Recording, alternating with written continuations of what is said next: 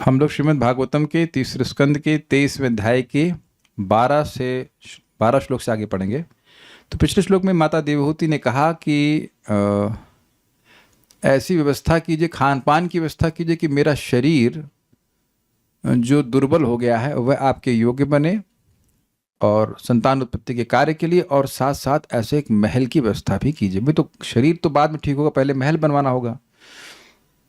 I don't know what was his priority, but anyhow, यहाँ पर वो पहले महल बना रहे हैं, तो उसी का वर्णन कर रहे हैं कैसे महल बनाया। अब एक मन में प्रश्न होगा आपके कि तुरंत महल कैसे बना दिया। तब आप एक बात बहुत सिंपल तरह समझ लेंगे। सिद्धि से तो आप समझ रहे हैं बड़े इंटेलिजेंट हैं, हम जान रहे हैं, लेकिन हम समझा रहे हैं कैसे। अब ये जो फोटो आप देख रहे हो, इसकी सृष्टि कब हुई? आज मैंने 2 घंटे पहले सृष्टि कर दी। तो जब मेरे, अच्छा चलिए मैं कहूँ कि आयुष प्रभु ये पिक्चर आप बनाइए, अब ड्रॉ कीजिए। कितने लोग ड्रॉ कर सकते हैं यहाँ पे? कल्याण प्रभु, यू हैव सम कैपेसिटी। पहले तो कलर लेके आएंगे, पहले तो सीखना होगा ड्रॉ, है ना। मैं नहीं कह रहा कि आपको अपने मन से बनाना, जो लिखा जो दिख रहा है उसको बनाइए। कोई दम है किसी की जो आधे घंटे में बना दे, 1 घंटे में, 1 दिन में, 10 दिन में? मेरी बुआ जी, एक सबसे छोटी बुआ थी, वो अच्छी पेंटर थी, तो वो एक बहुत बड़ी सी पेंटिंग बनाई, तो काफ़ी समय लगा, मतलब काफ़ी महीनों का प्रोजेक्ट था। थोड़ा थोड़ा करके उसको बनाते हैं। इतने डिटेल्स में एक पेंटिंग बनाने में बहुत टाइम लगेगा कि नहीं लगेगा? लेकिन अब कोई सोच सकता था कि 5 मिनट भी नहीं, 2 मिनट में ऐसी पेंटिंग बन सकती है। कौन मानेगा बताइए? कोई यह हाथ खड़ा कर दे कि आज से आप 10 साल पहले भी, 10 साल भी नहीं, मैं कहूँगा कि 1 साल पहले भी, हैं, 1 साल पहले भी आप ये मान जाते, या 2 साल पहले मान जाते कि इस तरह की पेंटिंग कोई 2 मिनट में बना सकता है। तो आप कहेंगे प्रभु जी आपने तो नहीं बनाई। हाँ एग्जैक्टली, मैंने नहीं बनाई, मेरी सिद्धियों ने बनाई। समझे कि नहीं समझे? मैं जब उसको बना रहा था मुझे एकदम स्ट्राइक किया, अरे हाँ ये तो है। मैं जब फोटो बना सकता हूँ 2 मिनट में, जो कि इस तरह की फोटो कोई पेंटर बनाएगा एटलीस्ट 10 दिन में, मिनिमम 10 दिन में, या 1 हफ्ता एटलीस्ट। तो अब बताइए कि ऐसे महान सिद्ध योगी कर्दम ऋषि के लिए झट से इस महल को बना देना कौन से आश्चर्य की बात है? Simply a matter of having access to the siddhis. आप कहेंगे ऐसा क्यों कहते हैं? बुरा नहीं मानना, हमने कुछ भक्तों को बोला था कि इमेज बनाओ, लेकिन वो नहीं बना पाए, उनके पास वो सिद्धि नहीं थी। नहीं थी, वो नहीं बना पाए। चैट जीपीटी सबके पास है, कोई बना के दिखाओ इमेज, तब देखेंगे कुछ लोग दिमाग चलेगा नहीं इसमें। तो मैं कुछ, भगवान मुझे कुछ बुद्धि दे रहे तो हम बना देते हैं, अच्छा ऐसे बनाओ उसको महल, उसको वहां डिजाइन करो, वहां चेंज करो। तो I am just giving inputs. जिसके पास सिद्धि है वो बना लेगा, इसलिए कोई आश्चर्य की बात मत सोचिएगा इसमें। वो पहले ही बोल चुके भगवान की कृपा उनको प्राप्त हुई है। तो अब समझ में आ गया कि इसमें कोई आश्चर्य नहीं करना चाहिए। आज के चमत्कार को दिखा करके मैं प्रमाणित करना चाहता हूं कि ये कपोल कल्पना नहीं है, ये मिथ नहीं है कि कर्दम ऋषि तुरंत घर का निर्माण कर दे, क्योंकि हम अपने हिसाब से ना सोचे कि अरे एक रूम बनाने में कितना बवाल होता है और ये महल तुरंत कैसे बना दी। तो उम्मीद है कि उदाहरण से आप समझ गए होंगे कि एक पेंटिंग बनाने में टाइम लगता है, लेकिन अगर आपके पास AI रूपी सिद्धि है तो फिर वह तुरंत आपको बना करके इमेज दे सकती है। तो क्लियर है, ठीक है। अब हम लोग श्लोक को देखते हैं। मैत्रेय उवाच प्रियायाः प्रियमन्विच्छन् कर्दमो योगमास्थितः विमानं कामगं क्षत्तस्तर्ह्येव विरचीकरत्।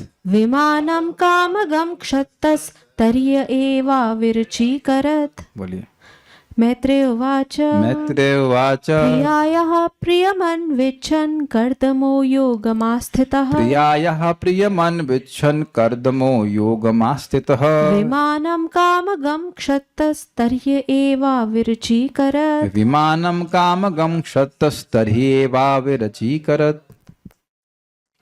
मैत्रेय ने आगे कहा, हे विदुर, अपनी प्रिया की इच्छा को पूरा करने के लिए कर्दम मुनि ने अपनी योग शक्ति का प्रयोग किया और तुरंत ही एक हवाई महल या विमान उत्पन्न कर दिया जो उनकी इच्छानुसार यात्रा कर सकता था। हवाई जहाज नहीं। समझे? आजकल के लोग पैसा कमाते हैं, बहुत पैसा कमा लेंगे तो प्राइवेट जेट प्राप्त कर सकते हैं। ये सुना है ना आपने, वो क्या कहते हैं, लग्जरी एयरलाइनर बोलते हैं उसको। तो उसमें आप थोड़ा डिक्लाइन कर सकते हैं। किसी में सुना है थोड़ा सा, वो होटल से ऐसा होता है, खाने पीने की व्यवस्था होती है। बस उड़ता हुआ महल बना ले ऐसा तो कोई संभव नहीं हो सकता है। इसलिए ध्यान देना होगा, क्योंकि शायद पढ़ते तो ऐसा सोचते हवाई जहाज बना दिया, ऐसा कुछ बना दिया, लेकिन हवाई महल बना दिया। अब मैं चाहता हूं कि सब लोग आंख गड़ा करके देखें। जो लोग सब्जी बना रहे हैं वह भी जरा सब्जी बनाना रोक करके देखिए कि क्या हो रहा है यहाँ पर। अगर कोई माता जी वीडियो ऑफ करके सुन रही हैं तो सुनने से काम नहीं चलेगा। यहाँ हम दिखा रहे हैं आपको महल, और यही महल कंसिस्टेंटली आगे चलता रहेगा। और आप देख सकते हैं किस प्रकार से माता देवहूति भी आश्चर्यचकित है, और है एक्चुअली, भले श्लोक में नहीं लिखा है, आश्चर्यचकित हो ही जाएंगे। अभी कुछ नहीं, पर्णकुटी, और एकदम से ये। और इस तरह की घटना और कहां सुनी है भागवतम ने? महल सृष्टि एक ही झटके में। Very good. सुदामा लौट करके आए, मांगे भी नहीं भगवान से कुछ, और लौट करके आए, देखिए हमारा घर कहाँ गया। एक घर था वो भी गायब, लेकिन देखा कि वहां पे बहुत सुंदर महल है और अनेक अनेक वहां पे दासियां, जो कि इस अध्याय में भी आप देखेंगे। तो ये सब शक्ति भगवान की है, और वो उनने कर्दम ऋषि को दी थी। और कहां सुना था आपने?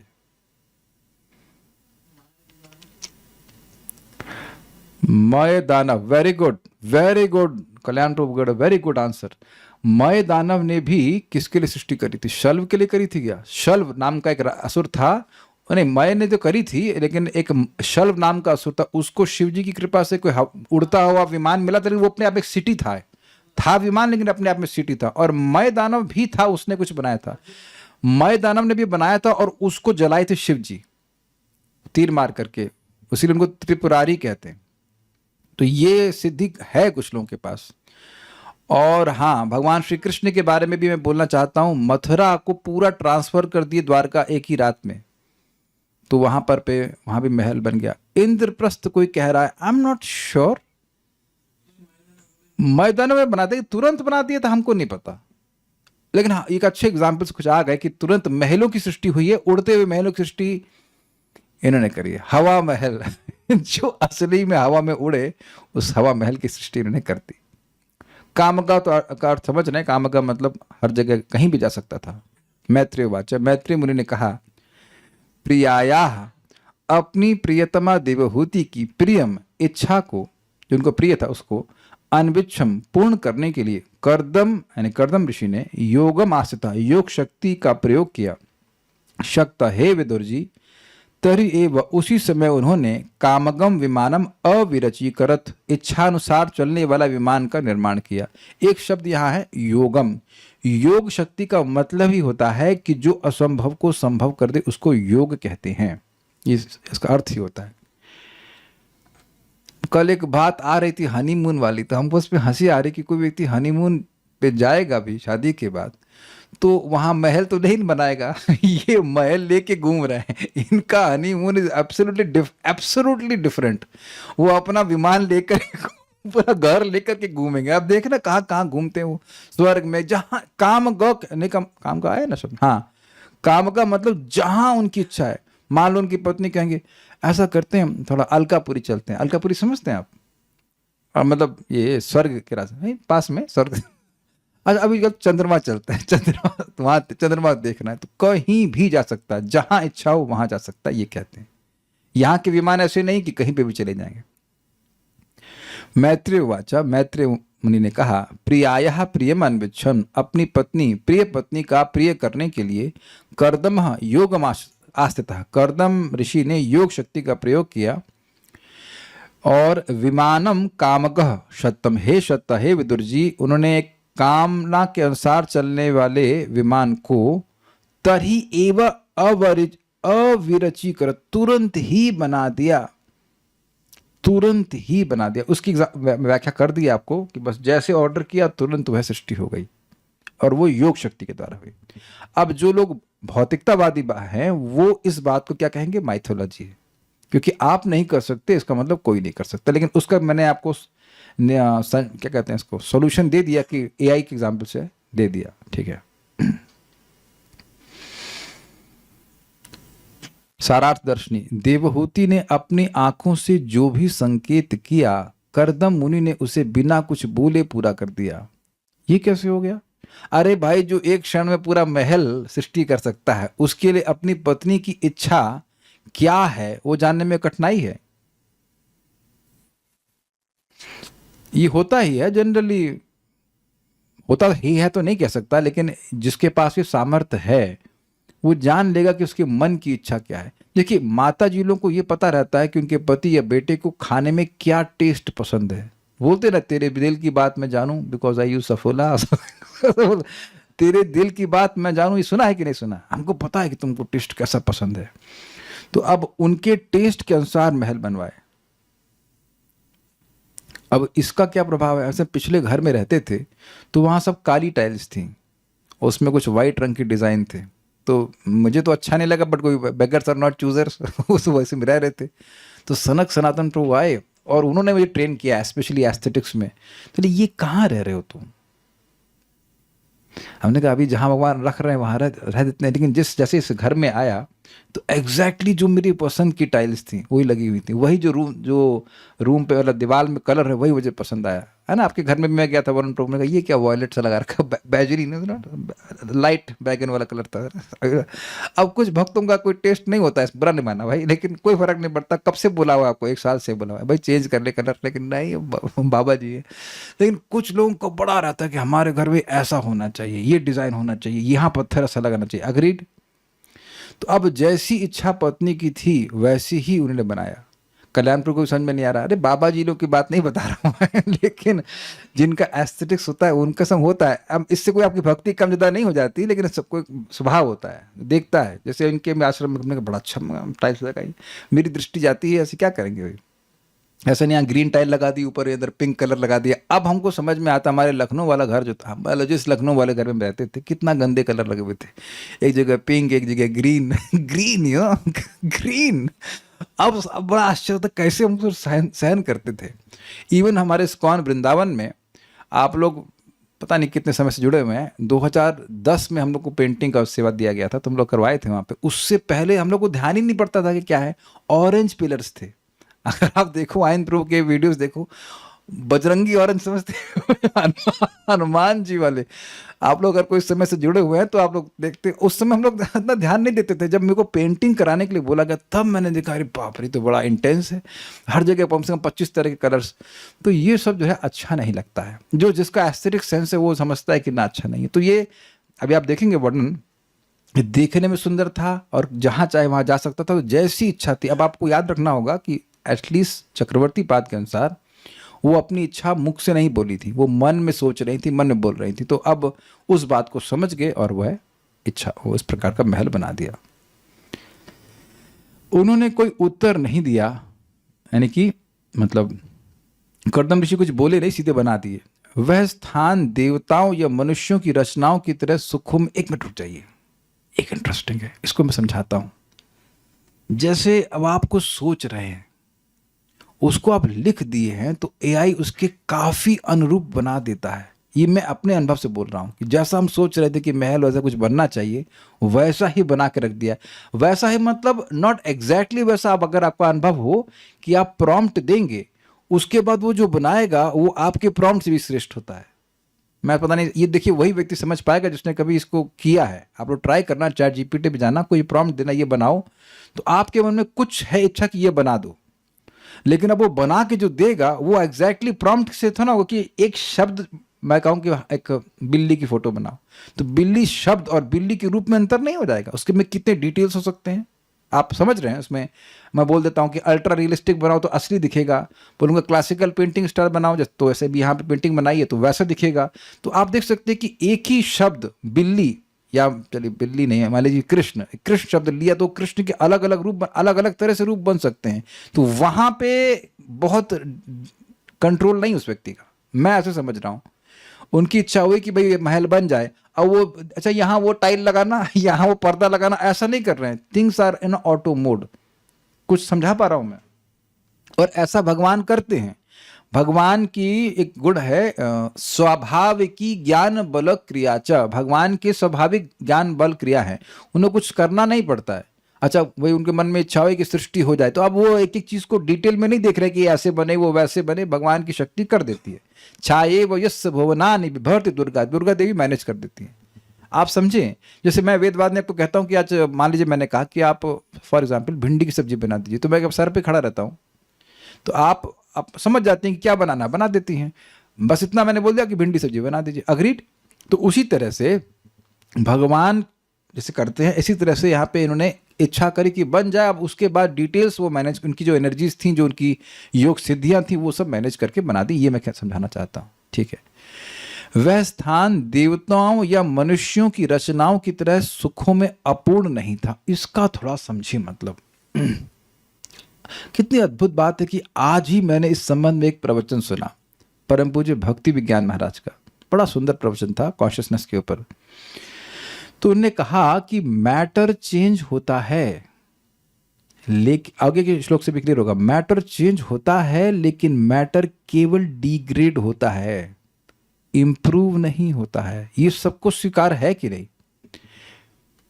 ऐसा तो नहीं जैसे अभी इस घर में आप देखिए कि पेंट जो था फ्रेश पेंट था, अब जगह जगह उसमें खरोंच लग गई हैं, जैसे सबके घर में होता है कि नहीं? कितने लोगों का घर नया हो रहा है, सब लोग हाथ खड़ा कर रहे हैं। कितने लोगों के पर्दे साफ होते जा रहे हैं। राधा शर्मा माता जी, आपका घर सब ऐसा ही हो रहा है, नया हो रहा है पहले घर। तो ये आगे के श्लोक से क्लियर हो जाएगा कि ये घर अजीब था, it was kind of amazing, इसमें वृद्धि हो रही थी। आप लोग आश्चर्य नहीं करेंगे कि मान लीजिए आप घर देखें, ये खिड़की कहाँ से आ गई, डर जाएंगे, भाग जाएंगे, ये तो भूत है लग रहा है इसमें। कुछ विजुअलाइज कीजिए इस बात को, मैं समझा पा रहा हूं। आपके पिताजी रेनोवेशन करा रहे हैं ना आपके घर में, तो क्यों करवा रहे हैं? अपने आप ही सब कुछ पॉलिश ठीक हो जाती है कि अगर होने लग जाएगी तो आप उस घर में रहोगे क्या? Won't you feel frightened? ये क्या हो रहा है? कोई कुछ नहीं हो रहा है और अपने आप दरवाजा का, हमारे घर में तो प्लास्टिक भी हमने नहीं उतारी थी, अपने आप प्लास्टिक मान लो सुबह उतर जाए तो ये क्या हुआ भाई? आपके और मेरे घर में ट्रांसफॉर्मेशन अगर होता है तो डिग्रेडेशन का होता है, इंप्रूवमेंट का अपने आप नहीं होता। सबको स्वीकार है। और इन्हें ऐसा महल बनाया जो अपने आप इंप्रूव कर रहा था। वो अभी अगले श्लोक से भी क्लियर हो जाएगा। यानी कि देवताओं और मनुष्यों की रचना में क्या अपूर्णता है बताइए? क्या समझ में आ रहा है वेदवाद में? क्या अपूर्णता है? अपूर्णता, वो डिग्रेडेशन। वेरी गुड, वो डिग्रेडेशन होता है, लेकिन ऐसा डिग्रेडेशन इसमें नहीं था। ये बात there was no maintenance department. वो इंप्रूवमेंट ही हो रहा है, मेंटेनेंस क्या करोगे? एक भक्त कह रहा है कि मेरी एक्सपेक्टेशन से हमेशा नीचे बनाया है जी AI ने, तो सिद्धि नहीं ना आपके पास। सिद्धि होने से बढ़ेगा ना भाई, सिद्धि होना चाहिए ना। तात्पर्य यहां पर योगम आस्थिता शब्द महत्वपूर्ण है। कर्दम मुनि योग में पूर्णतया सिद्ध थे। योगाभ्यास के फलस्वरूप 8 प्रकार की सिद्धियां प्राप्त होती हैं। योगी लघुतम से भी लघु, गुरुतम से भी गुरु एवं अत्यंत हल्का हो सकता है। वह इच्छानुसार जो भी चाहे प्राप्त कर सकता है, चाहे तो लोक की सृष्टि कर दे, किसी पर भी अपना प्रभाव डाल दे इत्यादि। इस प्रकार योग सिद्धि प्राप्त की जाती है और इसी के बाद आत्मजीवन की सिद्धि प्राप्त होती है। ये थोड़ा समझ लीजिएगा, ये नारद जी का वक्तव्य है। भगवान की भक्ति कर रहे थे तो पहले उनको भगवान का दिव्य ज्ञान प्राप्त हुआ, उनके ऐश्वर्यों का, फिर सिद्धियां प्राप्त हुई और फिर भाव प्राप्त हुआ, भगवत प्रेम प्राप्त हुआ। तो अगर अभी आपको भगवत प्रेम प्राप्त नहीं हुआ है तो जरा देखिए कोई सिद्धि मिली क्या? कोई सिद्धि आ रही है आपके पास? ये रिमोट को उठाने का प्रयास कीजिए बिना टच किए। तो ये हम आज पे सोच रहे थे कि भगवत प्रेम आने से पहले ये क्रम नारद जी बता रहे हैं। आप प्रथम स्कंद में देख लेना, आपको लग रहा है कि हम डाउट कर रहे हैं, हम गलत बोल रहे हैं। तो पहले भगवान का ऐश्वर्य का अनुभव होता है, ज्ञान प्राप्त होता है, फिर सिद्धि आती। अब सिद्धियों का उपयोग ना करें, दैट्स अ डिफरेंट थिंग, लेकिन आती हैं। और फिर भगवान के प्रति प्रेम, कल्याण प्रभु को क्या दिक्कत हो रही है? आ जाएगी, आ जाएगी। प्राप्ति मांग रहे थे, इनको समोसा ये चाहते हैं कि कहीं जाना न पड़े, घर बस ऐसे बैठे बैठे समोसे इत्यादि सब आ जाए, यही चाहते हैं ना। प्राप्ति आ जाएगा, प्राप्ति भजन करते रहे, सब मिल जाएगा आपको। यह है ते सर्व सिद्धि है बे तुम्हारा। बस हम लोग को उन सब चीज़ों की इच्छा ऑब्वियसली नहीं करनी चाहिए। वो आएंगे तब आप उसको कहेंगे अरे नहीं चाहिए। जैसे फॉर एग्जाम्पल अब यहाँ एक भक्त ने बड़ी अच्छी बाइक खरीदी है और वही बाइक मैं कल्याण प्रभु को दे ही दूंगा, अगर मान लो फ्री में भी, तो कहेंगे हमें नहीं चाहिए। कुछ समझ, हम देखो बुरा नहीं मानना, हम बता रहे हैं बात ये है ना। अब जैसे मान लीजिए प्रभु जी भजन कर रहे हैं, वरुण प्रभु कोई बाहर आपके बुलडोजर पार्क कर दे, बुलडोजर होता है ना, नहीं नहीं वो जेसीबी, ये प्रभु जी आपने भजन किया, ये ले लीजिए आप। जेसीबी, जेसीबी का हम क्या करेंगे, है नहीं। अब मान लीजिए ज्यादा नहीं, अब कल्याण प्रभु को हम कहे प्रभु जी कुकर ले लीजिए, तो कुकर भी स्वीकार नहीं करेंगे। कहेंगे क्या करेंगे, गॉट इट। प्राप्ति इतना देखो बात समझो, सिद्धि बड़ी डेंजरस चीज है। आप सोच रहे हो कि प्राप्ति हो, सिद्धि हो जाए, और उसके बाद कुछ इच्छाओं पे कंट्रोल है, कुछ गलत सलत आ गया तब। जैसे एक कथा आती है इस पे कि एक व्यक्ति को सिद्धि मिलेगी, वो जो सोचेगा वो हो जाएगा। तो एक तो बहुत सारी चीज सोची कि गुलाब जामुन मिले, एग्जैक्टली प्राप्ति, तो आ गए गुलाब जामुन, खा गए उसको। फिर कुछ और सोचे तो वह भी मिल गया, फिर सोचे ऐसा तो ना हो जाए कि कोई बाघ आए और मुझे खा जाए। बाघ आया और उन्हें खा गया। तो अपनी इच्छाओं पे कंट्रोल भी तो नहीं है भाई, सिद्धियां बहुत डेंजरस है। बट एनीवेज आती हैं, तो इसलिए कह रहे हैं कि इनको भगवत प्रेम प्राप्त था, आप लोग सुन चुके हैं कर्दम ऋषि को, तो ये सारी सिद्धियां उनके लिए कोई आश्चर्य की बात नहीं है। भगवत प्रेम के आगे मोक्ष भी छोटा है, तो सिद्धियों का तो कहना ही क्या। इस प्रकार अपनी इच्छानुसार अपनी प्राण प्रिया की अभिलाषा को पूर्ण करने के लिए वायु में प्रासाद, प्रासाद का मतलब होता है महल, खड़ा कर देना कर्दम मुनि के लिए कोई आश्चर्य की बात न थी। अतः उन्होंने तुरंत ही प्रासाद यानी महल उत्पन्न कर दिया, जिसका वर्णन अगले श्लोकों में हुआ है।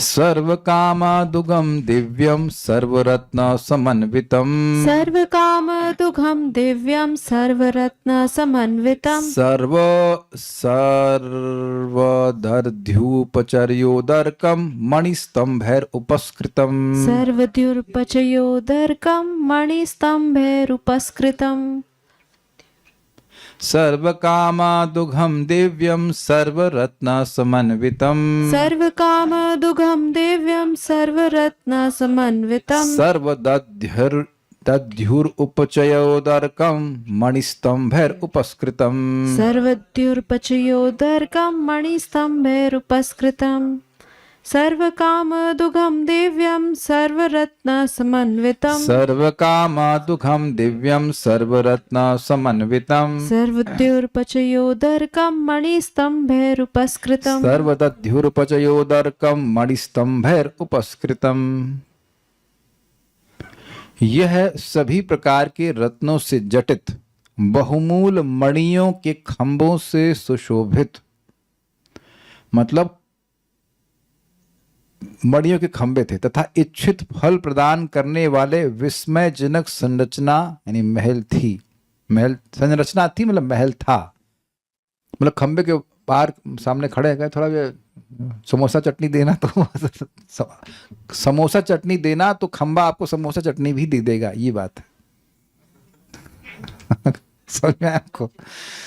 यह सभी प्रकार के साथ समान तथा संपदा से सुसज्जित था, जो दिन प्रतिदिन बढ़ने वाले थे। यही बात मैं आपको समझा रहा था। कौन लोग इस महल में नहीं रहना चाहेंगे? हाथ खड़ा कीजिए इधर, देखें कोई नहीं रहना चाहेगा। मैंने कह रहा हूँ, नहीं क्या बोला मैंने? हाँ, सुमेध प्रभु नहीं रहना चाहेंगे। अच्छा, अरे मिले तो सही पहले। अच्छा, मैं कहूँ कि किराया नहीं देना पड़ेगा, न बिजली का बिल, न कुछ नहीं, तब अच्छा सफाई भी नहीं करनी पड़ेगी। यहाँ ऑलरेडी बोल दिया कि कुछ दासियां मिले तो मिलेंगी ही, मतलब खाने पीने को जो चाहोगे, बस खाना भी नहीं बनाना पड़ेगा। सबसे पहले तो कल्याण प्रभु जाएंगे, खाना नहीं बनाना पड़ेगा, उस आश्रम में सबसे पहले जाएंगे। और जो चाहे, करेला का जूस लाओ तुरंत, करेले की सब्जी खा, करेले का ये, करेले का ये, सब मिल जाएगा इनको, है कि नहीं?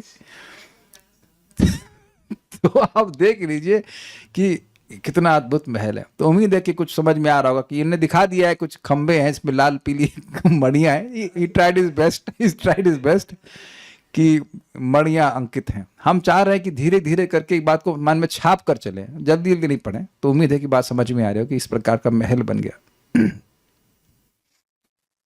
सर्व काम दुघम, वह विमान सभी भोगों को देने वाला था, जो इच्छा है देने वाला था। सर्व रत्न समन्वितम, सभी प्रकार के रत्नों से युक्त था।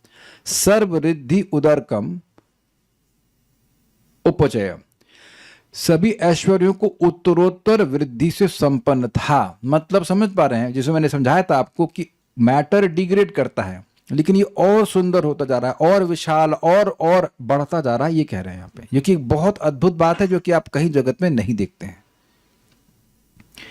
आप कहेंगे नहीं प्रभु जी, हमारा शरीर तो बढ़ रहा है। बढ़ रहा है कि डिग्रेड कर रहा है, जरा आप विचार कर लीजिएगा। एक्चुअली डिग्रेड ही कर रहा है। लीवर वो नहीं है जो अब था 10 साल पहले, है ना। कुछ लोग हो सकता है यहाँ फैटी लीवर हो तो इंक्रीज किया है, लेकिन फैट जमा हुआ ऐसा नहीं कि बहुत अच्छा हो गया है ना। तो ये आप देख ही रहे हैं इसको कि हमारा शरीर अब नहीं, हमेशा से डिग्रेड ही कर रहा है। जो क्वालिटी है वो अच्छी नहीं हो रही है, जवान नहीं हो रहे हैं, क्षय हो रहा है इसका।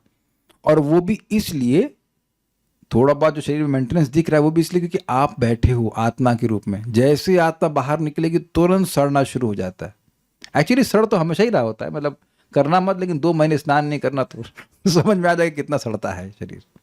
एक्चुअली इट्स ऑलरेडी रॉटिंग, ये बात है।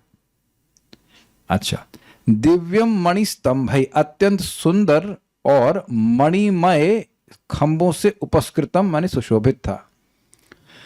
अब मणि स्तंभे का अर्थ हम ये समझ पा रहे हैं कि मणियां खंभों में लगी हुई थीं, और इसको हमने देखा नहीं लेकिन सुना है कि रेड फोर्ट में पहले ऐसे लगाए गए थे। जो खंभे थे, दीवार थे, उनमें पेंटिंग मणियों से बनाई गई थी। अब जो दिल्ली वाले हो जानते होंगे शायद, अब तो सब निकलवा दिया गया है, लेकिन उसमें ऐसा था कि इतनी मणियां थी कि पेंटिंग भी मणि से बनाई गई। अब कहेंगे पेंटिंग कैसे मणि से बन सकती है? आप लोग कृपया इस्कॉन वृंदावन आइए, और इस्कॉन वृंदावन के जो परिक्रमा करेंगे तो वहां पर पत्थर से पेंटिंग्स बनाई गई हैं। प्लीज आकर के आप देखिएगा। उसे कुछ कहते हैं, एकदम नाम हमको भूल रहे हैं। मायापुर में ऐसे ही, मायापुर का भी है, मैं वहाँ पे अभी नहीं देखा हूँ, लेकिन एटलीस्ट इस्कॉन वृंदावन में देखें, उसे कुछ कहते हैं, भूल रहा हूँ, कुछ कहते हैं। छोटे छोटे पत्थरों को काट काट करके, आप सबने देखा ना, मंदिर के चारों ओर बनाया गया। तो गोवर्धन के लिए लीला वहाँ पे अंकित की गई, तो पत्थरों से बनाई गई। तो ऐसे ही मणियों से भी पेंटिंग्स बना देते हैं। तो ये यहाँ पे ऐसा वर्णन कर रहे हैं। सर्व काम दुखम, वह सारे कामनाओं को पूर्ण करने वाला था। दिव्यम दिव्यम, वह दिव्य था। सर्व रत्न समन्वितम, सारे रत्नों से युक्त था। सर्व दधुर्पचरुदर्कम, कहने का अर्थ है कि रिद्धियों से, रिद्धियां उत्तरोत्तर ऐश्वर्य बढ़ रहे थे। मणि स्तंभ, मणि से युक्त खंभों से उपस्कृतम, वह सुशोभित था। तो आप देख सकते हैं मणियां लगी हुई हैं। मणियां मतलब वही नीली पीली लगी हुई है, लेकिन मान लीजिए कि ठीक है, दिखाने के लिए, इंडिकेट करने के लिए कि है सारार्थ दर्शनी यह साधारण हवाई जहाजों की तरह समय के साथ क्षीण नहीं हुआ, बल्कि उसकी गुणवत्ताएं और बढ़ गई। और ये बहुत ही आश्चर्यजनक बात थी। तात्पर्य, कर्दम मुनि द्वारा सृजित प्रासाद हवाई किला कहा जा सकता है, किंतु उन्होंने अपनी योग शक्ति से सचमुच वायु में बहुत बड़ा प्रासाद खड़ा कर दिया। इट इज प्रासाद मीन्स विच इज महल। हम लोगों की कल्पना में हवाई किला असंभव है, किंतु यदि हम ठीक से विचार करें तो ऐसा असंभव नहीं है। यदि श्री भगवान अनेक लोगों की सृष्टि कर सकते हैं जो लाखों लाख हवाई किलों का वहन करते रहते हैं, तो क्या कर्दम जैसे सिद्ध योगी के लिए हवा में एक किला बनाना कठिन है? ये समझे बात आप? पृथ्वी हवा में ही तो तैर रही है, और उसमें कितने सारे किले हैं। तो ये किले का हवा में तैरने का उदाहरण हुआ कि नहीं हुआ? करना मित्रों, समझे? Earth is there, earth is floating in space, earth has so many, all the buildings are on earth, तो it is like a floating palace or not? यही बात बोल रहे हैं कि पूरा जो पृथ्वी है और अनेक अनेक जितने भी लोकांतर हैं, वो सब हवा में तैर रहे हैं। हवा मतलब स्पेस में। तो अब जब भगवान उन ऐसे अनेक अनेक लोगों की सृष्टि कर दी है जो हवा में तैर रहे हैं, बिल्कुल फिक्स्ड वे में तैर रहे हैं, तो अब उनके ऊपर तो कितना वजन है ना, हम सभी लोगों का वजन तो पृथ्वी के ऊपर है, भगवान तैरा दिए उसको। गामा विषय च भूतानि धारयाम हम ओजसा, अपने ओज से भगवान कर रहे हैं। तो भगवान जब इतने बड़े बड़े ग्रहों को कर सकते हैं, तो उनकी ही शक्ति से उनका एक भक्त एक किला बना दे और हवा में उड़े, तो कौन सी आश्चर्य की बात है। अब देखिए इंटरेस्टिंग बात है, यहां लॉजिक का प्रयोग कर रहे हैं श्रील प्रभुपाद, लेकिन वह लॉजिक शास्त्र छोड़ करके नहीं है। याद आ रहा है, आप लोग भक्ति रसामृत सिंधु में पढ़े थे कि केवल युक्ति से भक्ति में प्रवेश नहीं है। युक्ति हो लेकिन वो शास्त्र के आधार पर हो, और अब बार बार ये देखते हुए चल रहे हैं। यानी कि एक भक्त की श्रद्धा ब्लाइंड फेथ नहीं है। क्या सब लोग इस पॉइंट को, इस मैसेज को समझे? अगर आप श्रीमद् भागवतम की इस प्रसंग को सुन रहे हैं तो ये विश्वास है कि ये झूठ नहीं है, गप नहीं है। लेकिन ये गप क्यों नहीं है, इसको आप अंधश्रद्धा से स्वीकार नहीं कर रहे हैं। ये समझे बात? यद्यपि आपने और मैंने ऐसा नहीं देखा है, मतलब हमने हवा में उड़ता हुआ केला नहीं देखा है, लेकिन पृथ्वी तो देखे है ना। और पृथ्वी तो सब लोग जानते हैं कि स्पेस में उड़ रही है। तो इतनी बड़ी पृथ्वी जो कि सारे किलों से युक्त है, वो हवा में उड़ रही है, और वो भगवान की शक्ति से हो रहा है, कि साइंटिस्ट की शक्ति से तो हो नहीं रहा है, और ना ही वो एक्सप्लेन कर सकते हैं कि ऐसा कैसे हो रहा है। वो अपने मन से कुछ बोलते हैं, लेकिन एग्जैक्ट एक्सप्लेनेशन नहीं होते हैं। तो भगवान जब ऐसा कर रहे हैं, कर ही रहे हैं, दिख ही रहा है, चंद्रमा, सब लोग तो, चंद्रमा और पृथ्वी और सभी लोग हवा में टंगे हुए हैं। तो अब जब ये टंगे हुए हैं इतने बड़े, तो फिर भगवान अगर एक भगवान किसी भक्त को शक्ति दें और वो एक महल बना दे और महल उड़ने लग जाए, तो उसको स्वीकार करने में क्या कठिनाई है? I hope it is very clear. तो ये अंधश्रद्धा हमारी नहीं है। इस किले को सर्व काम दुघम अर्थात इच्छित वस्तु को देने वाला कहा गया है। यह मणियों से पूर्ण था, और हाँ, इच्छित वस्तु को देने वाला भगवान नहीं, भगवान का जो सुधर्मा हॉल था, वहां ये व्यवस्था थी कि वहां जाएंगे तो आपको बुढ़ापा नहीं आएगा, 3 ताप नहीं सताएंगे, ये था सिस्टम, बीमारी नहीं रहेगी।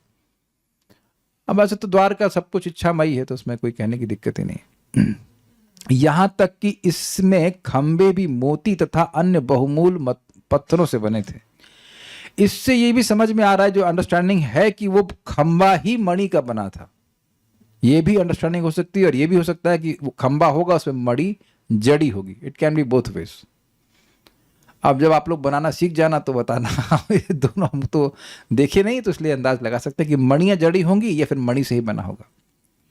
वे अमूल मणि तथा रत्न कभी क्षय होने वाले न थे, वरन नित्य प्रति उनकी कांति बढ़ने वाली थी।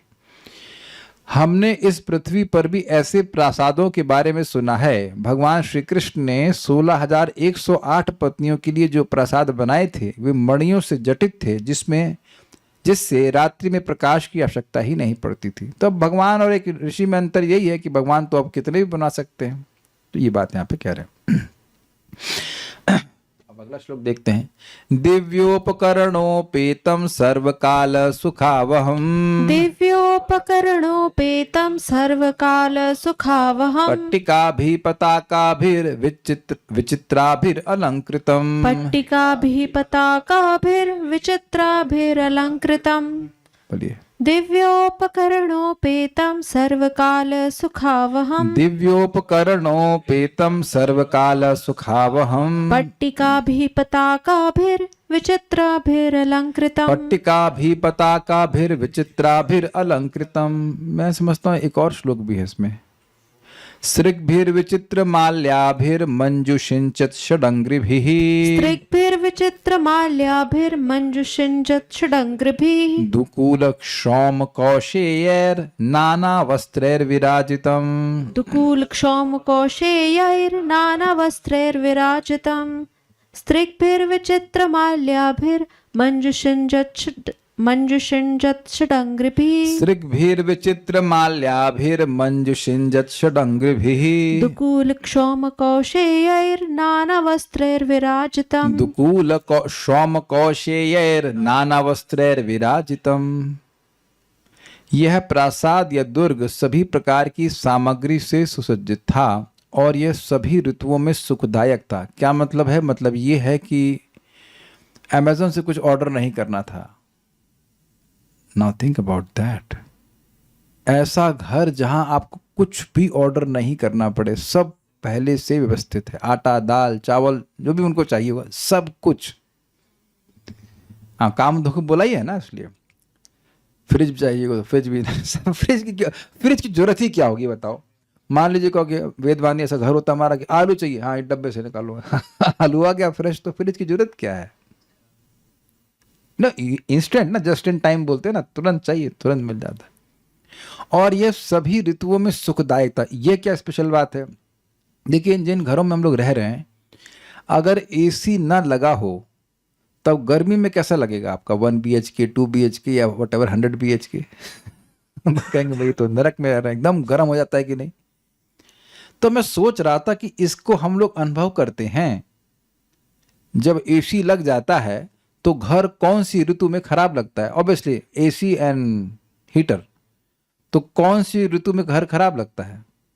अगर बिजली आ रही तो सभी ऋतु में एक बराबर लगता है ना। इसका कुछ कुछ सेंस आप देख सकते हैं। हमने सुना है आगरा का फोर्ट है, तो ऐसा हमने सुना, हम देखे नहीं, कि उसमें ऐसी व्यवस्था थी कि यमुना जी उसके अंदर से जाती थी। हम देखे नहीं है लेकिन ऐसा सुना है। तो गर्मी में उस यमुना जी के प्रभाव से वो ठंडा हो जाता था और जाड़े में वह गर्म बना रहता था। ऐसा ऐसा सुना हूँ मैंने। और शायद जयपुर के भी ऐसे किले हैं। और आप ये देखते हैं जो पहले 14 इंच की दीवारें होती थी ना, और मोटी मोटी दीवारें होती थी, तो जाड़े में गर्म और गर्मी में ठंडे रहते थे, तो वो यार इक्वल टेम्परेचर बना रहता था। ऐसा मैं समझाने का प्रयास कर रहा हूँ। हर ऋतु में सुखदायक था। ये नहीं कि महल अब गर्मी है, अरे चलो चलो चलो वापस हम कुटिया में चले, यहाँ तो बहुत गर्मी लग रही है, ऐसा नहीं है। That's very potency. यह चारों ओर से पताकाओं, बंधनवारों तथा नाना विधिक रंगों की कलाकृतियों से सजाया गया था। पताका समझते हैं? पताका मतलब झंडे।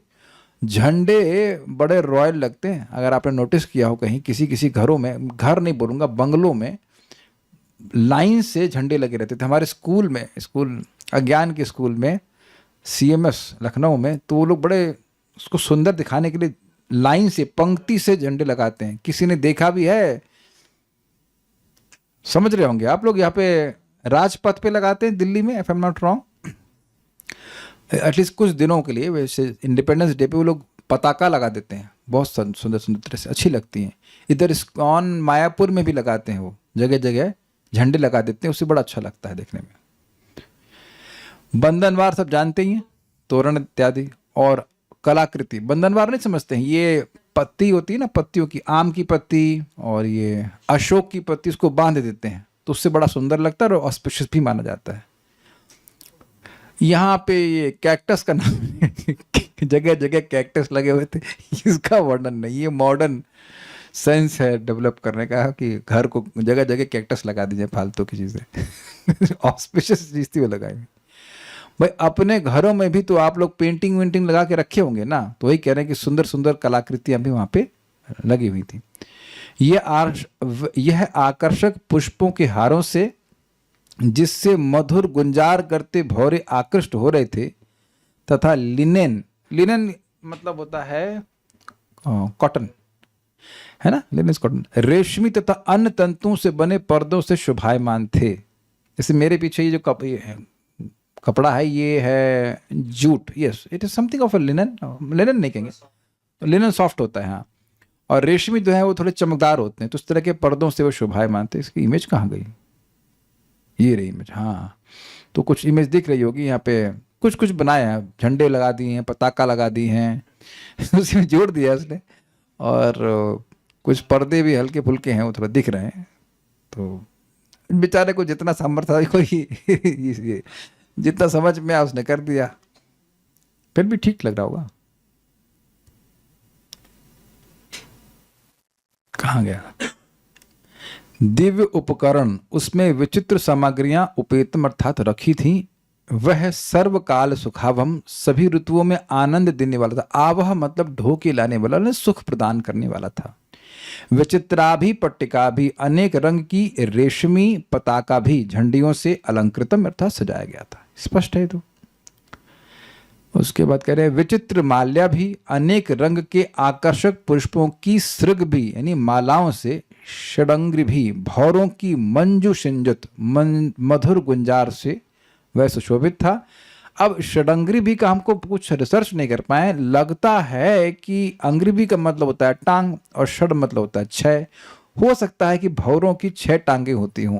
I think it is like this, है ना। 3 सेट होते हैं, 2 आगे होते हैं बीच में और 2 पीछे होते हैं, तो इसलिए एक नया शब्द हमने सीखा, भौरों को षडंग्री कहा जाता है। अब बाकी कुछ इसमें त्रुटि हो तो आप लोग रिसर्च कर लेना कि कितनी टांगे होती हैं, बट मुझे लगता है मक्खी और इन लोग की होती है 6, है ना। कितनी इंटरेस्टिंग शब्द है षडंग्री। कितने सलीके से बोल रहे हैं भौरों को, जिनकी 6 टांगे होती हैं उनके द्वारा, उनकी मधुर गुंजार से वह सुशोभित था। लॉजिक समझ रहे हैं सारा, कि माला खूब सुंदर सुंदर हैं तो वह भौरे आ जाते हैं। अब कहेंगे माला तो, फूल तो डिटैच हो गया है, फूल डिटैच हो गया है, लेकिन फूल भी तो स्पेशल है ना यहाँ का। ऐसा तो नहीं कि बस आज सुबह लगाया शाम तक सूख गया, तो उसमें खुशबू होगी तो इसलिए वह भौरे आ रहे हैं, ये कहने का अर्थ है। ठीक है। शौम, शौम मतलब सूती, कौशेय यानी रेशमी, और दूकल मतलब महीन वस्त्र के। इसको भी चक्रवर्ती पाद बताएं कि दूकल और कौशेय में क्या अंतर, भी टीका से समझ आ जाएगा। नाना वस्त्रे विराजितम, अनेक प्रकार के पर्दों से वह विमान सुशोभित था। देखिए पर्दों से बड़ा सुंदर लगता है, अगर आप लोग ने अगर देखा हो, दोनों तरह से ही। घटिया पर्दे लगा देते हैं तो बहुत गंदा लगता है, और अच्छे पर्दे लगाते हैं तो घर बहुत अच्छा लगता है। इसमें बड़ा एस्थेटिक्स चलता है। पर्दों की पूरी रिसर्च, मतलब रिसर्च नहीं करना चाहिए, जो इंटीरियर डेकोरेटर होते हैं वो पर्दे में बड़ा ध्यान रखते हैं कि ये। इससे पहले मैंने एक दिन थोड़ा चमकवा पर्दा लगा दिया था, मंथ्स बैक मैंने ऑर्डर किया था, तो वो चमकवा पर्दा था, तो वीडियो में बड़ा ख़राब लगा हमको। बहुत अंतर पड़ता है। अगर यहाँ पे मैं चमकीला, आपको अगर याद है, क्रीम कलर का मैं पर्दा लगा दिया था, और वो obviously it's for video only, हमारे घर में कोई ऐसा पर्दा हम लगाते नहीं, लेकिन फिर भी इस पर्दे की जगह मैं कुछ मान लीजिए ऑरेंज कलर का लगा दूँ हनुमान जी कलर, या फिर no violet, what do think about violet, बैजनी, तो आप देख रहे हैं कि एकदम अजीब सा लगेगा कि नहीं लगेगा। तो आप लोग पता नहीं, कुछ लोगों को अनुभव होगा कि 5 स्टार होटल होते हैं या जो महल जैसे होते हैं, उनके अंदर पर्दों का बड़ा प्रभाव होता है। इसलिए आप पर्दों से शोभा होती है, इसको समझ ही रहे होंगे। अब जनरली हम देखें कि लोग घर में, लोगों को जनरली सेंस नहीं होता है पर्दे का, वो कुछ भी पेंटिंग वेंटिंग, उसमें किसी में कार्टून बने रहते हैं उसको लगा देते हैं। बेड शीट पे भी ऐसे लगा देते हैं, कोई नीला पीला पर्दा लगा देते हैं। हम जूम पे देखते हैं, कुछ बोलते नहीं, भाई जब कर रहा है तो ठीक है सारे कुछ और पे नहीं बोलते, लेकिन मेरी दृष्टि पड़ जाती है। किसी का पिंक है, किसी का ब्लू का पर्दे ऐसे लगा देते हैं। आप प्रभुपाद हाउस में जाइए, मंदन में, इस्कॉन वृंदावन में प्रभुपाद हाउस में कितने सुंदर पर्दे लगाए हैं, कितना सुंदर सेंस, वेलवेट है, कलर इतना अच्छा है, बहुत अच्छे से सेलेक्ट किया गया है। देखिए बाबा जी को वो बात समझ में नहीं आ रही, कल्याण प्रभु को, क्योंकि एस्थेटिक सेंस अगर आपको भगवान ऑफ कर दिए, नहीं तो आप देखेंगे इस चीज़ को। जो लोग बुरा नहीं मानना, नहीं है तो नहीं, all right, you can still chant Hare Krishna, go back to Krishna, but ये रहता है, पर्दों का बड़ा प्रभाव होता है। ऐसा नहीं कुछ भी आप चिपका देंगे तो अच्छा लगेगा। तो इसलिए कह रहे हैं विभिन्न पर्दों से सुशोभित था, और कहीं वो नॉन ग्लॉसी होंगे, अगर कॉटन के होंगे तो नॉन ग्लॉसी होंगे, और अगर रेशम के होंगे तो ग्लॉसी होंगे। मतलब सेंस के अनुसार था कि कहाँ क्या लगाना चाहिए। समझ रहे ना बात श्रीधरी। उपकरण सामग्री को कहते हैं, ये मत समझ लेना कि फ्रिज की बात कर रहे हैं फ्रिज और OTG की बात नहीं कर रहे हैं। छोटी छोटी वस्त्र की बनी हुई झंडियों को पट्टिका कहते हैं, और वस्त्र निर्मित बड़ी बड़ी पताकाओं को पताका कहा जाता है। इन सबों से सुसज्जित था वह विमान। ये आप लोग शायद, मैं समझ रहा हूँ, होली के समय होता था, वो ट्रायंगुलर पट्टियां लगाते थे, याद है आप लोगों को? आजकल तो खत्म हो गया, लेकिन पहले, इज इट नॉट, हाँ एग्जैक्टली, आटे के गोंद से चिपका करके उसको बांधते थे, तो ट्रायंगुलर पट्टियां होती थी, लेकिन वो कागज की होती थी, कपड़े का तो नहीं, but I hope you are getting the point. ऐसे वहां पे लगाए हुए थे। श्रीधरी नेक्स्ट, जिनमें अनेक प्रकार के पुष्प लगे थे, ऐसी मालाओं से वह अलंकृत था, यानी घर को माला से सजाया। अब इसको भी सब समझते हैं, कौन ऐसा व्यक्ति है जो इस्कॉन वृंदावन ना आया होगा किसी फेस्टिवल वाले दिन और देखा ना हो। अब तो सबको समझ में आ रहा है। खूब भर भर के गेंदे की और विभिन्न प्रकार की माला लाई जाती है, और उससे पूरे मंदिर को सजाया जाता है। जिसने नहीं देखा वो दुर्भागा है। उसको जन्माष्टमी में, अभी कौन सा फेस्टिवल को बचा है कोई? अभी तो नहीं, अब कार्तिक तो आए ना, कार्तिक में नहीं होता है, लेकिन जन्माष्टमी, राधाष्टमी किसी एक दिन आ जाइए, गौर पूर्णिमा में आ जाएंगे तो आपको दिखेगा पूरा मंदिर फूलों से सजाया जाता है, फूल की माला से। सबने देखा है, कोई व्यक्ति यहाँ पे जो ना देखा हो, समझ में आ गया। तो यानी कि फूल माला से भी घर सजाए जाते हैं। और जिसकी शादी हुई है तो आप जान रहे हैं कि शादी में भी फूलों का अलंकार हो, फूलों की माला से सजाया जाता है उस क्षेत्र को, स्थान को, ठीक है। और नहीं देखा है तो कम से कम फोटो देख लेना, नेट पे मिल जाएगी। उन मालाओं पर भौरे मधुर गुंजार कर रहे थे। वह विमान अनेक प्रकार के रेशमी तथा सूती वस्त्रों से अलंकृत था। इसकी व्याख्या भी हमने कर दी है। सारार्थ दर्शनी, यह आकस्मिक होने वाली गर्मी या ठंड की असुविधाओं से प्रभावित नहीं होता था, उसका आनंद सदैव स्थिर रहता था। इसकी व्याख्या भी हो गई। पट्टिकाएं छोटे डंडे होते हैं और छोटे झंडे होते हैं और पताकाएं बड़े झंडे। इजी है। लकड़ी के ढांचे पर लंबी पुष्प मालाएं लटकाई गई थीं, जिनमें लाल और पीले जैसे विभिन्न रंगों की अन्य मालाएं पिरोई गई थीं। यह भी सब लोग समझ सकते हैं। इस्कॉन वृंदावन में जब भी ये मालाएं लगाई जाती हैं तो एक लकड़ी का फ्रेम होता है। ये तो सब लोग देखे होंगे इस्कॉन वृंदावन में। और अगर वृंदावन में भी आप मंदिर में गए होंगे, स्पेशली ये जब गर्मी का सीजन होता है तो इसे कहते हैं फूल बंगला। समझे हैं? सब शब्द को जानते होंगे, फूल बंगला। या आप झूलन यात्रा में आए हों, झूलन यात्रा में भी ऐसे फूल बंगले बनते हैं जो कि लकड़ी का फ्रेम होता है। कल्याण प्रभु देखें कि नहीं देखें? अरे स्टील का भी होता है, लकड़ी का भी होता है। आज स्टील है लेकिन हमेशा स्टील नहीं होती है। हाँ, ये स्पंज भी यूज करते हैं। मतलब एक सॉलिड फ्रेमवर्क होता है, उसमें वो माला सेट कर देते हैं। उसके हिसाब से कभी हाथी बना देते हैं, कभी कुछ बना देते हैं, ऐसा रहता है। ठीक है, तो ऐसे करके वहां पे सेटिंग की गई थी।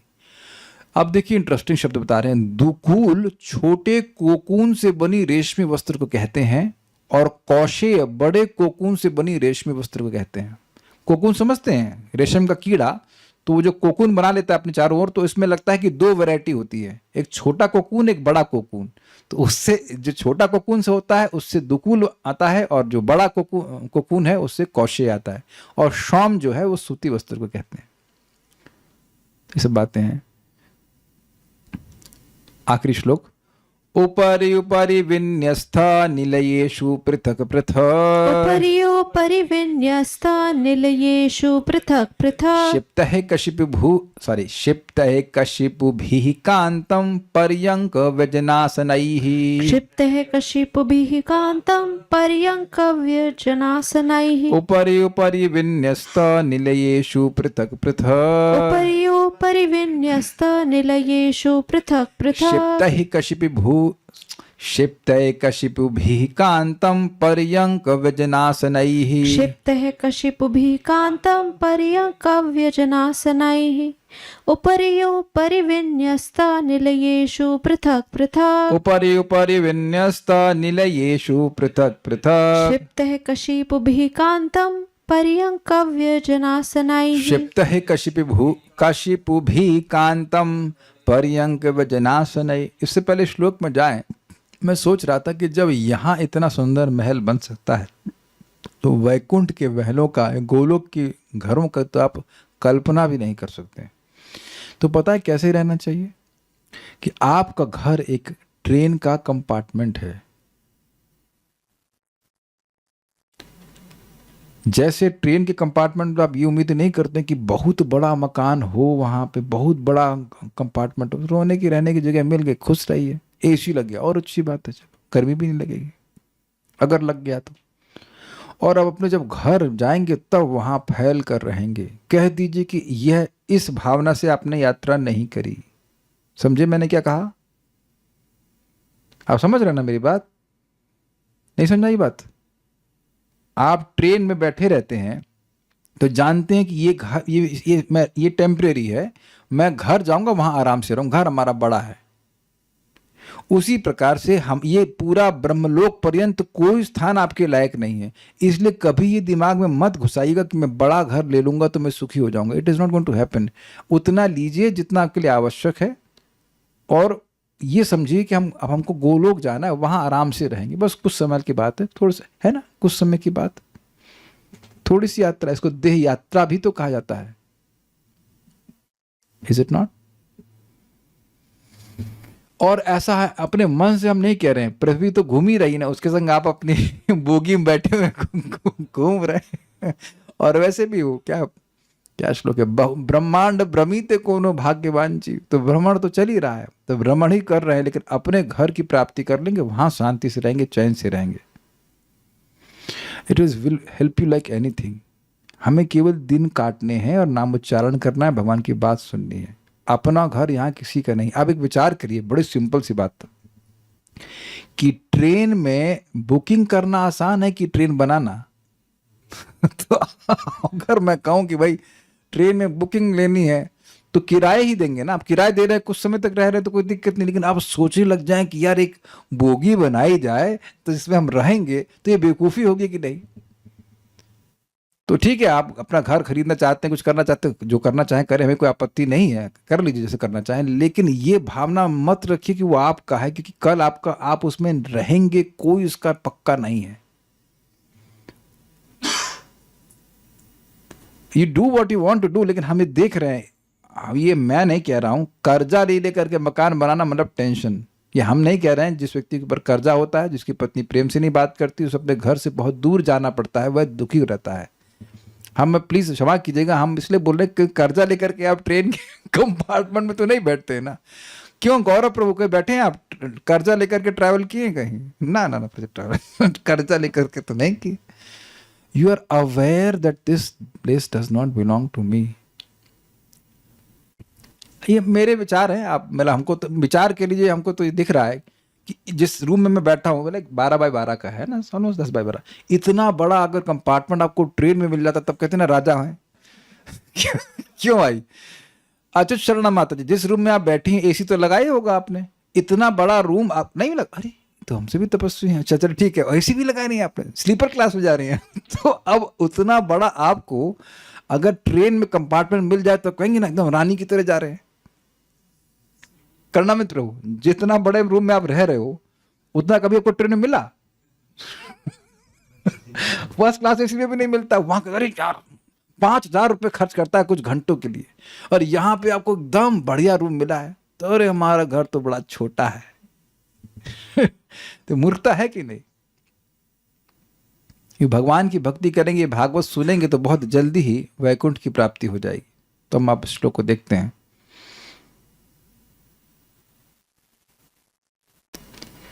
यह प्रासाद यानी महल शैयाओं, पलंगों, पंखों तथा आसनों से युक्त 7 पृथक पृथक मंजिलों या तल्लों वाला होने से अत्यंत मनोहर लग रहा था। तो अब ये देख लीजिए डिटेल, अब इसका व्यू। पहले तो जूम आउट व्यू था, अब हम लोग जूम इन कर रहे हैं कि अंदर से कैसा था। लेकिन जब मैंने इसको पढ़ा तो मेरे को एक चीज मन में, अरे यार सफाई में बड़ी दिक्कत होती होगी, क्योंकि हमको अपना एक फ्लोर मैनेज करने में बड़ी दिक्कत होती है। इधर स्पीकर पर भी कुछ मट्टी लग गई है, इधर कांस्टेंट, यहाँ तक कि जो अलमारी में हम बंद अलमारी है उसके अंदर धूल घुस गई है। तो कितना मुश्किल होगा, सो डिफिकल्ट। अरे वो मैं जानता हूं कि गंदगी ये नहीं होती है, लेकिन मेरे मन में विचार है कि अब देखो इस फोटो को, इसके एक रूम को भी साफ करने में कितनी कठिनाई होगी। अपने को तो एक में ही रहना है ना, कि तो 7 मंजिला की करने की क्या जरूरत है? और ऐसा भी नहीं कि स्वयंभू मनु आ रहे हैं इनके संग। अच्छा मान लो स्वयंभू मनु आएंगे तो उनके लिए एक रूम, शत्रुपा माता जी के लिए 2, मतलब एक रूम में हो जाएंगे पति पत्नी। तो इतना सारा बनाने की क्या जरूरत थी, लेकिन बने जा रहा है, क्या करेंगे। इसको देखते हैं।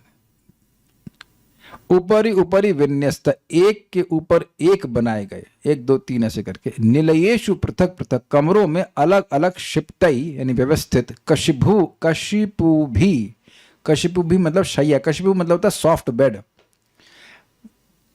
पर्यंक यानी पलंग, व्यजन पंखे और आसनई, आसनों से वह कांतमणि मनोहर लग रहा था।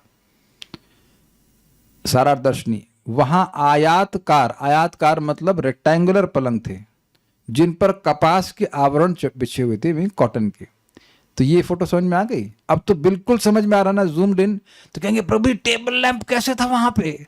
अरे भाई जब वो 7 मंजिला बना सकते हैं तो फिर ये टेबल लैंप क्यों नहीं है? झूमर का, देखिए झूमर गलत नहीं है, क्योंकि झूमर इज अ ओल्ड कंसेप्ट। झूमर में पहले मोमबत्ती, उसमें मोमबत्ती बल्ब नहीं लगा है, आप गलत देख रहे हैं, ध्यान से देखिए उसे।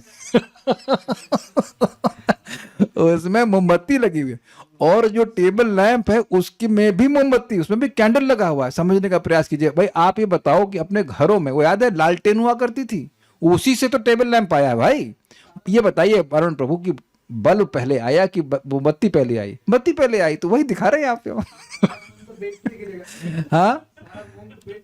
हाँ नहीं, मोमबत्ती नहीं लगती, उसमें कुछ अलग लगता है सिस्टम। अरे आप क्या जाने सब चीजें। लेकिन एक चीज बताइए कि कौन कहेगा कि इसको, अच्छा आसन दिख गए आपको? आसन मतलब सीट्स, और लेफ्ट साइड में देखिए आसन। और कॉटन का जो बेडशीट होती है ना, वो बहुत अच्छी होती है। आप लोगों को पता नहीं ऐसा अनुभव है कि नहीं, बहुत चिकने और चमचम करने वाली बेडशीट कंफर्टेबल नहीं होती है। आई थिंक सभी लोग इस बात में मेरा समर्थन करेंगे। एकदम क्लीन कॉटन की शीट डाल दी जाए तो बड़ा अच्छा लगता है। बहुत जगह आप देखेंगे कि चमचम नहीं होता, वो एकदम प्लेन होता है और बड़ा अच्छा लगता है। तो उसके आवरण से वो ढका हुआ था, ऐसा था। उम्मीद है कि अब बिल्कुल आप विजुअलाइज कर लिए होंगे। ठीक है। तात्पर्य, इस श्लोक से पता चलता है कि प्रासाद में कई मंजिलें थी। ऊपरी ऊपरी विन्यस्त शब्द सूचित करते हैं कि गगनचुंबी भवन नए इजाद नहीं हैं। ऐसे खलीफा पहले भी थे जो बुर्ज खलीफा बना सके। समझे ना बात? उन दिनों लाखों वर्ष पूर्व भी कई मंजिलों के मकान बनाने का प्रचलन था। उनमें एक या दो कमरे नहीं वरन अनेक खंड होते थे, और प्रत्येक कुशन, गद्दों, कुर्सियों, गलीचों से सज्जित होते थे। गलीचा क्या होता है? हाँ अच्छा, कारपेट भी होते थे। तो इसलिए ये, अच्छा इन सब लोगों से पूछो कि बताओ कि बंदर बना सकता है ऐसा? लोग कहते हैं कि हम बंदरों से आए। तुमसे कहो बंदर कभी 7 मंजिला बना लेगा मकान? वो तो मकान के बिना रहते हैं, तो कपड़ा भी नहीं पहनता है तब। तो उनसे पूछो कि बंदर से अगर हम आए तो हम लोग कपड़ा क्यों पहनने लग गए भाई? मकान कैसे बनने लगे? हमारे पूर्वज तो नहीं बना रहे, बेवकूफ कहीं के। तो यहाँ पे स्पष्ट है कि वह ऐसी सिद्धियों के द्वारा कर पाए। आगे कुछ हम देखेंगे, आगे कुछ श्लोक विवरण होगा, भगवान ने चाहा तो कल देखेंगे, और कुछ नहीं। तो स्टॉप हियर। श्रीमद् भागवतम की जय, श्रील प्रभुपाद की जय, निताय गौर प्रेमानंदे।